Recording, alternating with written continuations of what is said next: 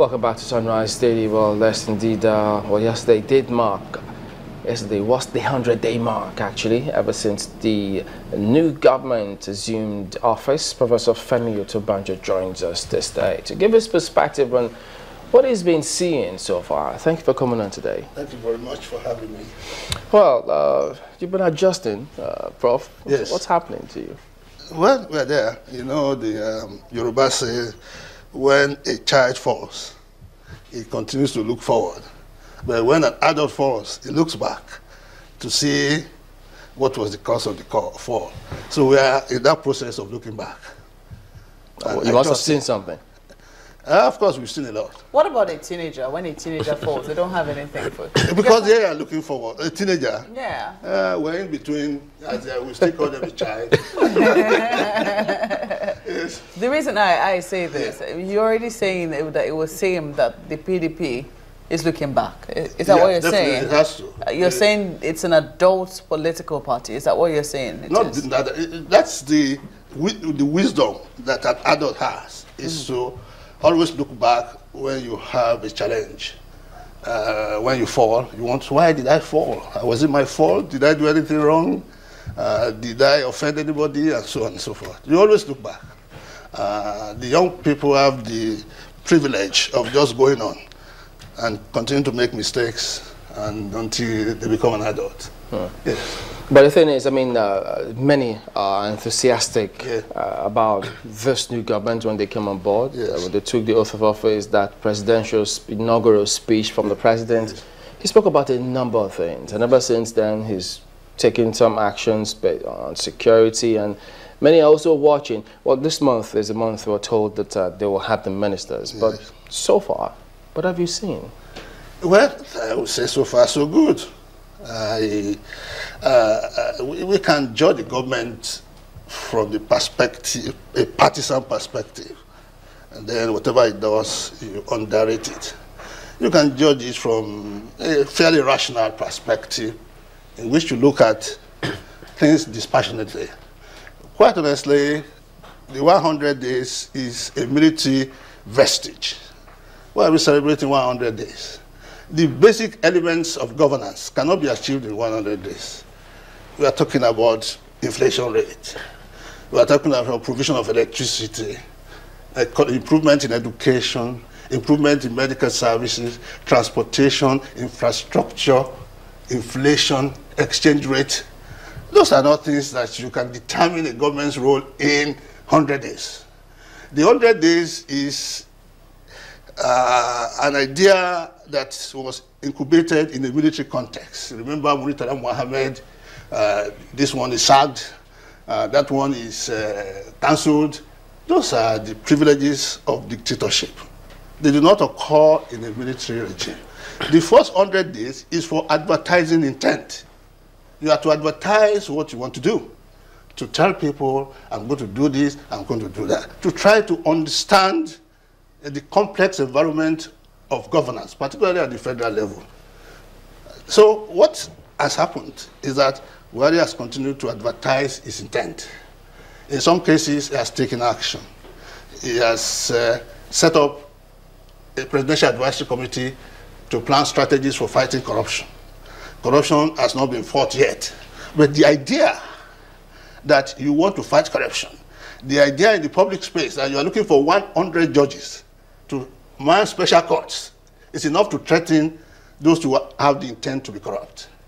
He has appointed new service chiefs and given them 3 months to end the Boko Haram insurgency. In pursuit of that, he has gone around our neighbors to try to consolidate the coalition which Jonathan initiated.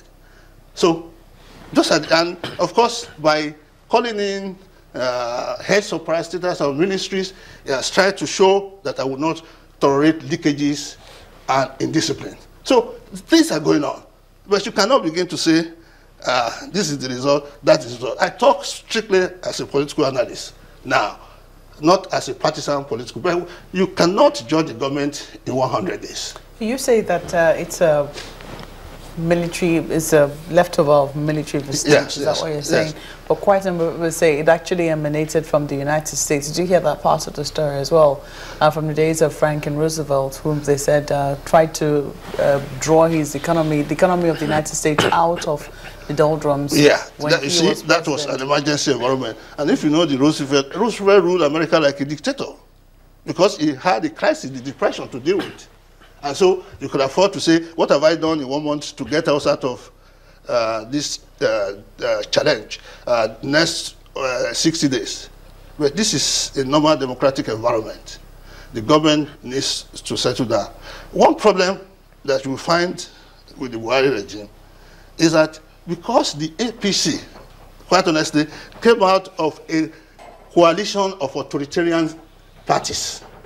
It's a coalition, APC, one man, CPC, Buhari.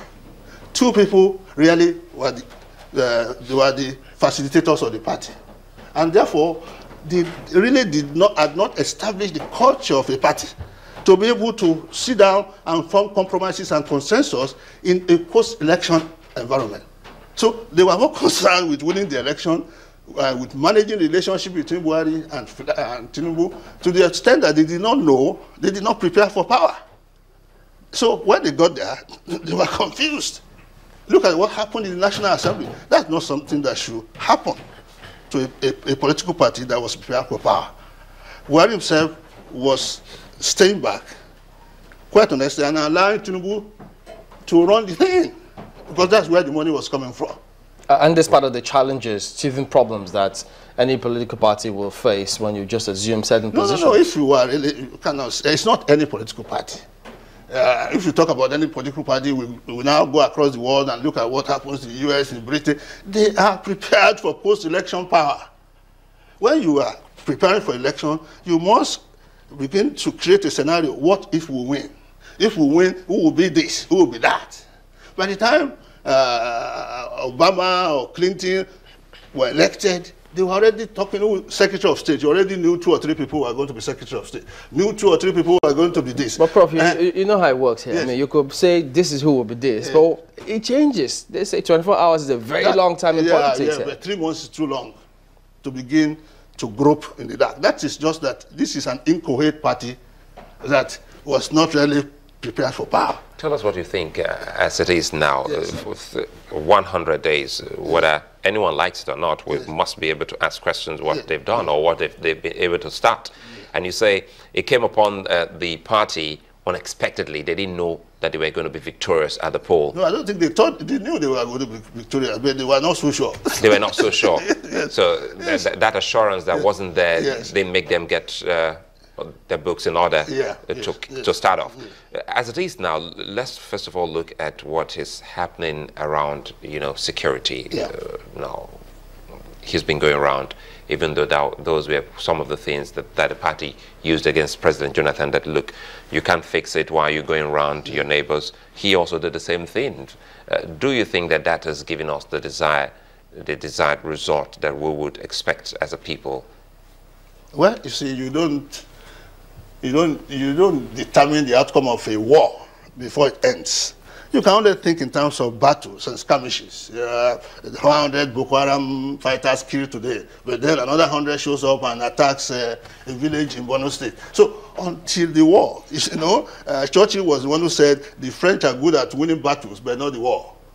So it is when the war is won that we begin to see the importance or the impact of the strategy of President Buhari. But don't forget that consulting with our neighbors was something that was inevitable, because what you find in an insurgency is that the insurgents are looking for a place to run into, a sanctuary, they call it. And so if you can cut away the sanctuary, then you can box them in and eliminate them. And so you need this consultation with your neighbors. Chad, Niger, Cameroon were sanctuaries. The people attacked us and ran into those places. So Jonathan recognized that. It took him some time to build up the coalition, and Buhari simply built on it. He's building on it and consolidating it. They have this multinational force which was created and is funded largely by Nigeria.